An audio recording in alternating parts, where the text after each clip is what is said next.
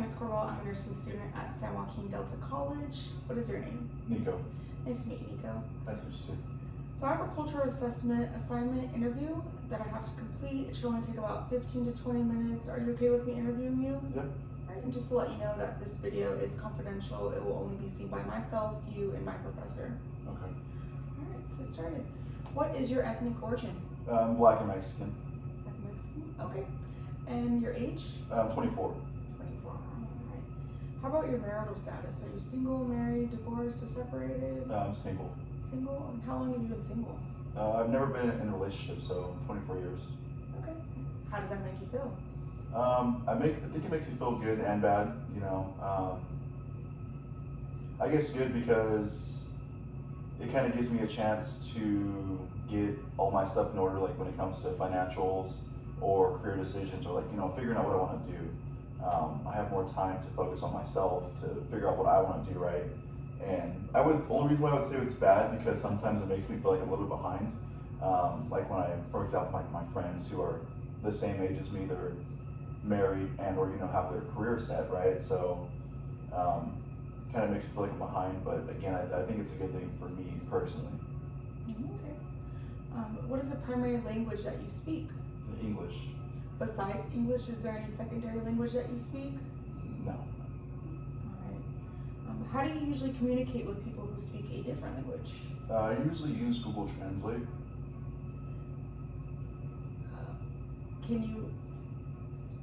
Please elaborate on what Google Translate is. It's basically an app on your phone you can use for, you know, two people with language barriers, right? You just basically have the person type in what they want to say in their language, and then it presents itself to you in English, right? So I can understand what they're saying, and vice versa. I'll put it in English, and then it'll translate to them in their language, right? So they can understand what I'm saying. How effective has this method been for you? It's been pretty effective. You know, most cases it works very well. It's easy to use for the most part. I would say the only time it's ineffective is, or not necessarily ineffective, but a little bit harder to use is with the elderly community, because they're not too fond of technology, so they don't really understand like what's in front of them, right? But there is an option that the app has where basically they can speak into the phone and then it'll tell me what they're saying, right? So that's how I do it with them. Okay. Is an interpreter ever required? No. If it is required, is it ever available to you? I'm sure it is, but I don't really know. I haven't really done the research on that because I don't. For what I do for work was the only time that I would need one, and I don't think it's ever required. I would just use an option like Google Translate. Okay. What is the highest level of education achieved? I have a high school diploma. And where did you go to high school? Lincoln High School in Stockton. How was that experience for you? It was good and bad. For the most part, I think it was good. You know, a lot of fun experiences during high school, a lot of new people that I've met, a lot of new things that I've tried. Obviously, you know, high school is a big change in people's life, in my opinion. Only reason I'd say it was bad is because I feel like I kind of rushed high school. Like I wanted to get out of it. I didn't want anything to do with it. But looking back, I kind of feel like I should have really took in what high school was about, you know, the education that was provided, instead of just like kind of rushing through it all.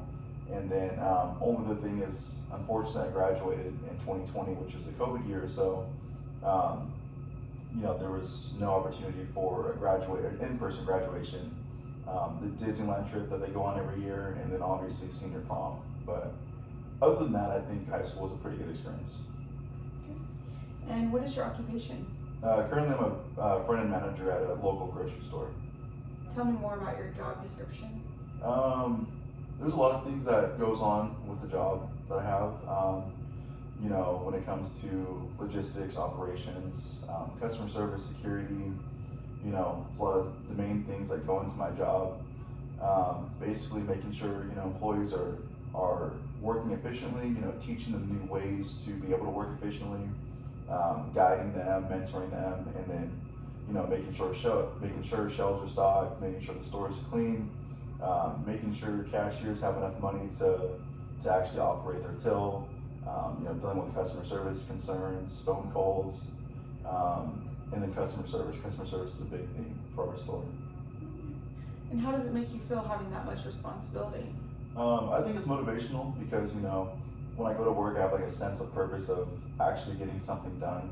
Whether it's we have to get these aisles stocked because the stuff's running low, or it's I'm able to mentor these young people who want to move up in the company and give them a chance to learn what I know, so they're able to move up. So I think it's a really cool thing having all these responsibilities. Please share a recent incident that caused a strong emotional reaction from you. I think the most recent one would be probably my dad sort of coming back into my life. He's been gone for the better part of 8 years now, so recently he was kind of reintroduced into my life, which is unfortunate, and it kind of plays a big part of my stress level of him coming back, and because it's something I don't want, right? He's been gone for so long, so I kind of was okay with having him not in my life, but now that he's coming back, it's like making me feel like this is something that I want, which, because as of right now, I don't think it is something that I want, right? So it's been pretty stressful. Has this problem ever occurred before? Yeah, it has occurred before, but not as big. So I'll give you an example, or not I guess an example. When I was younger, here and there, my parents would separate, and he would leave for a while, right? Let's say like a month or so. Then he would come back here and there. He would leave. He would come back, and it wasn't as big of a deal as it is now, just because I was younger and I didn't really think anything of it, and it wasn't really my choice at all. So, but it's different now because now that I'm older, I realize what he's actually what he's done in the past, and how this is affecting all of us. And basically, I just feel like it's kind of bad energy. But before, like I said, I didn't really think too much of it because, I was kind of a child, so I didn't let it affect me because it didn't really matter too much to me. I know you said that as a child this didn't really affect you as much, but have these occurrences happened when you were later in your older adult years? My adult years, yeah, it's happened, especially this most recent part. When he left, I was on board with him leaving just because I didn't want the effects that he was having on his family to continue, right? I didn't want to let that continue. It was pretty negative effects, right? So I didn't really want to be around that, didn't want to be involved with that. And I think the way it affects me now is basically I understand that I don't want him in my life. So the fact that he's coming back now is kind of almost frustrating that it's happening, and I just don't think it's a good thing for me, How was this matter handled previously? I don't know. I'm not too sure how it was handled previously because, like I said, I was younger. Me personally, like I said, I didn't let it affect me.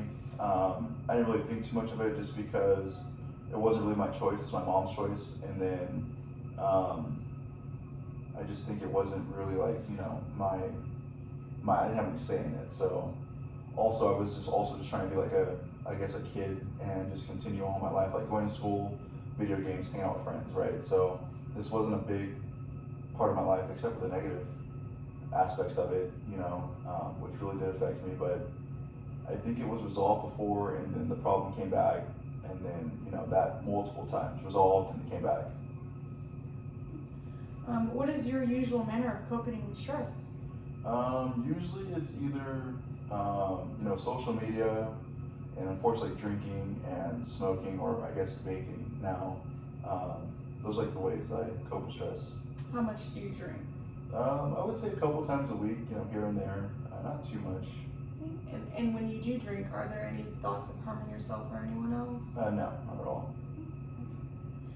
And then, who is or are your main support systems? My mom is the main support system, for sure. Why would you say your mom is your main support system? I would say she's my main support system because she's helped me for many years, like when it comes to guiding me through life, mentoring me, telling me what I should be doing, what I shouldn't be doing, trying to keep me on the right track. And an example I can use for this is when I was growing up, we lived on the east side of Stockton, which wasn't a very good part of Stockton, right? And then my mom, she wanted to, I think, save up, and she wanted to move us to, I guess, the north part of Stockton, which is a little bit better than the east side. She kind of wanted to get us out of a bad area and put us into a nice area while we're going to school and while we figure out our lives. Describe your family living arrangements. Currently, we have 6 people living with us in the one house. So it's a little tight, but I think my living arrangements aren't too bad, And how does it feel living with 5 other people? I think it's pretty cool. It can be hectic sometimes. So I live with the 5 other people are my family members. So it's kind of cool having everyone at home at the same time, so everyone's safe. But there is basically like 2 families in a single family home. So sometimes we can get in the way of each other, or things just are out of place, or just kind of bumping heads with each other. Who is a major decision maker in the family? I would say my mom again. And how do you feel about your mother being the major decision maker? I think it's a good thing, honestly, because I think for the most part she thinks rationally. She makes decisions based off of, I will say sometimes she does make decisions based off emotion, what's it called, like impulse decisions, but for the most part, she has everyone's best interests in her heart. So I think she makes decisions solely or mainly based off that. So I think it's a really good thing. Describe your religious beliefs and practices. I'm religious, I'm a Christian. I don't go to church that much anymore though, or haven't been in a long time. I used to go when I was younger, but just not anymore. What are the reasons that you don't attend church anymore? I think the reason is because when I used to go to church, my mom would take us, I believe almost every Sunday. And then kind of when she stopped taking us, it's like when I stopped going, because I never really took initiative to continue going on my own. Are there any religious requirements or restrictions that place limitations on your care? No, I don't believe so, no. Who in the family takes responsibility for health concerns? My mom, I would say again. And how do you feel about your mom taking care of your health concerns? I'm actually I feel like it's a really good thing because, she's a nurse herself, so I'm pretty confident when I need some help with a medical concern, I go to her. She either has the answer, she'll figure out the answer, or she'll guide me how to get the answer. Describe any special health beliefs and practices. I don't think I have any special health beliefs or anything. I think the main thing I worry about is just yearly checkups, or every 6 months, going to get a checkup, seeing what could be wrong with you, or something hiding, or basically just ways to stay healthy. From whom does your family usually seek help in addressing health care concerns and needs? Kaiser. How are the services at Kaiser? I think they're actually really good. I've never had a problem with Kaiser. Every time I go there, they either address my concern, or they give me advice, or something to help me fix the problem if I do have one, right? I have really no complaints about Kaiser. That's the only place I've been going, I believe, basically all my life. So really good. What are your plans regarding the incident that you recently shared? I think my plan is just to stay away from it. I don't want to be involved in any of that. It's like I said, I put it in my rearview mirror, so I kind of just want to keep it there and continue doing what I'm doing. Focus on myself, on my career, and basically get my life together. If it is resolved, what are your plans for when it comes back or gets worse? I think my main plan is just to, again, try to stay away from it. So if I have to, to get out of the house and, not be around him, then that's something that I plan on doing. Obviously, voicing my concern or my opinion on the situation, and letting people know how I feel to possibly change the outcome. If that doesn't work, then again, just focusing on myself and trying to go through that the best way I can. Do you have any questions for me? No, I don't believe so. How did you feel about being interviewed? I think it was I felt pretty good about it, because it kind of let me open up and be true to myself, be honest with myself, and let someone else know how I'm feeling about things that I haven't thought about in a while. So I think it was pretty good. Well, thank you for your time, and thank you for letting me Of course, interview. yeah. Thank you.